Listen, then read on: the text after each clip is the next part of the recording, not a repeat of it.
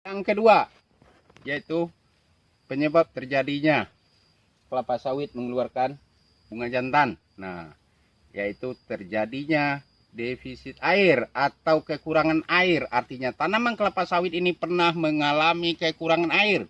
Contohnya terjadi musim kemarau yang panjang, sementara air salah satu syarat mutlak agar tumbuhan kelapa sawit ini bisa hidup normal. Yang ketiga, kelebihan pelepah atau kekurangan pelepah.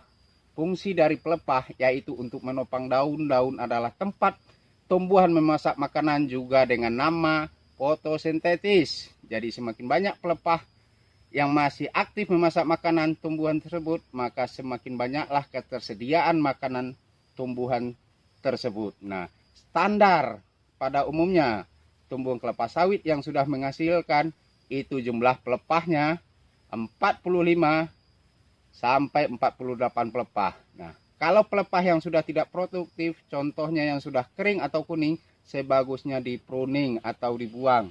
Nah, kalau ini dibiarkan akan mengganggu pertumbuhan pohon kelapa sawit tersebut. Nah, selanjutnya yaitu terjadi mutasi kromosom tanaman. Nah ini agak bahasanya masih agak asing.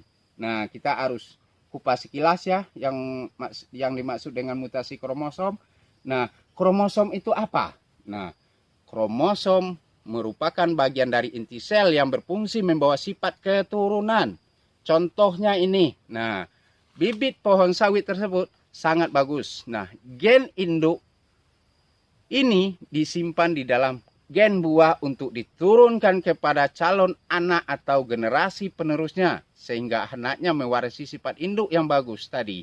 Itulah fungsinya kromosom. Nah, kalau pembawa sifat induk ini mengalami mutasi atau terjadi perubahan, maka sifat turunnya tidak sama lagi dengan sifat induknya. Contohnya pohon sawit selamanya yang mengeluarkan bunga jantan.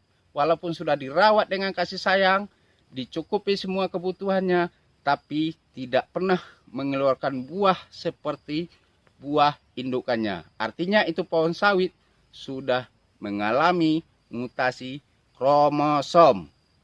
Nah, inilah penyebab terbesar ya kenapa kelapa sawit ini mengeluarkan bunga jantan dan selalu mengeluarkan bunga jantan. Nah, kalau sudah terjadi hal yang seperti ini, nah solusinya apa? Nah, solusinya gampang. Rawat dengan kasih sayang, perlakukan dengan semestinya, cukupi semua kebutuhan tumbuhan tersebut sehingga dia bertumbuh dengan maksimal dan menghasilkan buah yang maksimal. Nah, tapi kalau menurut psikologi tanaman kelapa sawit nih, pembentukan bunga atau calon bunga itu membutuhkan waktu yang sangat lama. Artinya saat ini nih dicukupi kebutuhan kelapa sawit yang stres ini, tentu hasilnya 2 tahun kemudian. Nah, kemudian ya akan bagus. Nah, itu psikologi tumbuhan kelapa sawit. Nah, karena tadi kita sudah bahas di awal ya, pembentukan calon bunga itu membutuhkan proses waktu atau ditentukan dari 2 tahun yang lewat. Nah, ya. Nah, kemudian akan bagus. Nah, kalau yang pada umumnya seperti ini, itulah dia prosesnya. Pakai pupuk yang umum selama ini atau apa-apa yang sudah kita lakukan selama ini. Nah, itulah hasilnya 2 tahun kemudian dia akan berbuah maksimal kembali. Nah, wah lama sekali. Nah, ini nih masyarakat kita ini maunya yang instan, yang serba cepat. Nah,